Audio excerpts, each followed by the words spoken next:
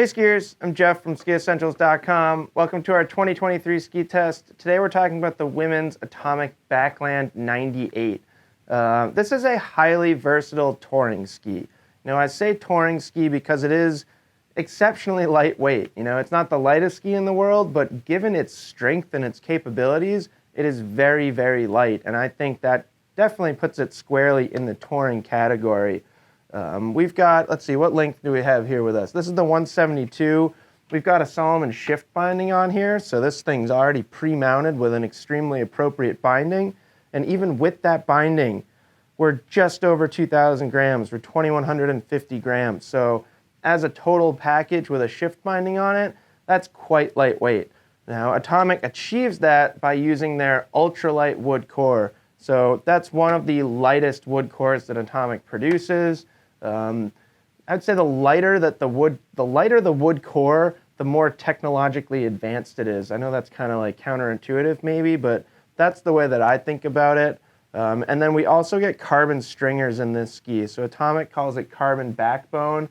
And essentially we just get a series of longitudinal carbon stringers that really give it a stronger and snappier flex pattern than you might expect from a ski this lightweight.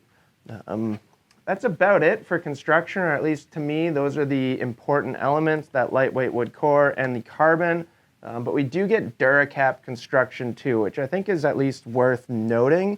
So Atomic kind of blends vertical sidewalls with a slight cap construction. So there's just kind of the top sheet just curves over ever so slightly. And what that does is it retains the power transmission and the performance of vertical sidewalls, but it boosts the durability of the ski, so less prone to top sheet chipping and stuff like that.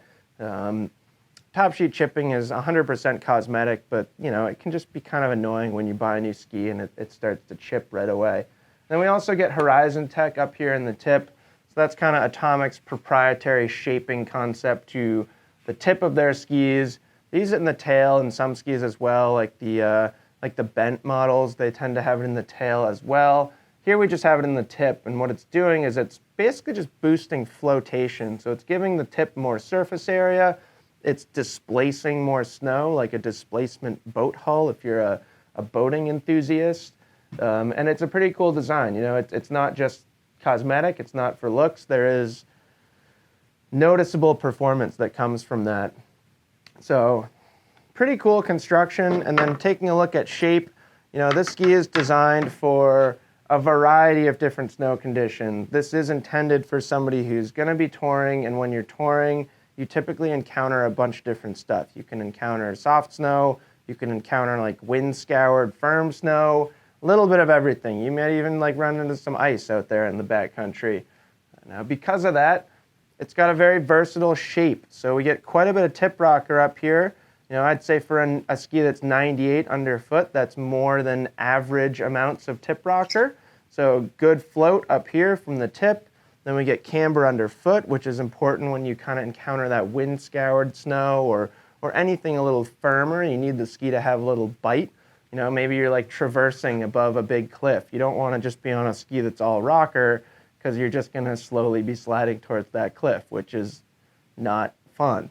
And then back here in the tail, we get a decent amount of tail rocker as well. There's longer tip rocker than tail rocker. It is a directional ski, but there's enough tail rocker back here that, it's going to allow the ski to kind of pivot behind you pretty easily.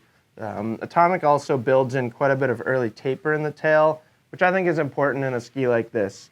When you're out there in the backcountry, you don't want to feel like you're locked into a turn, and having that tail shape retains enough strength and responsiveness back here. It's not going to feel like a noodle, but it's also not going to fight you if you need to get the ski to kind of pivot or wash around in a turn.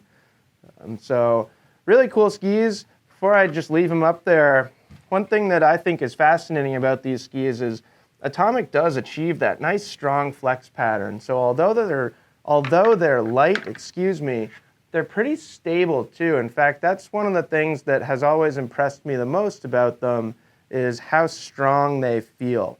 Sometimes when you get on a ski that's this light, it can feel very flimsy or very noodly. I don't think that's the case with this ski at all. I think Atomic strikes a really nice balance between feeling light, feeling easy for the ascent. You know, it's an efficient ski for going uphill, but then it's going to be strong and supportive and responsive. So advanced expert level skiers, it is going to satisfy your demands on the mountain. Really great ski. You know, I do think it's most appropriate as a touring ski. You will see some of these at your local resort. I would say especially if you're the type of person that's going to pair it with something like the Shift. You know, here in Stowe, you see a lot of people up there before the lift start spinning, touring up and skiing down. And then very often those skiers will maybe take a quick break in their car and then head to the lift for a couple laps. Sometimes you want to switch skis. Sometimes people even go as far as switching boots. But I think there's something to be said about the ease and the simplicity of going touring and then taking some resort runs on the same exact pair of skis. And that's certainly something that you can do on the Backland 98 here. So fantastic ski, really good ski to have in the line for Atomic. Yeah, it's super fun. You know, I think objectively it's one of the best in its category if you're kind of focusing just on weight and then comparing performance from there. The Backlands are pretty darn impressive, and I think that's evident in how many you see out there on the slopes. So that's it. Let us know if you have any questions about it, as always.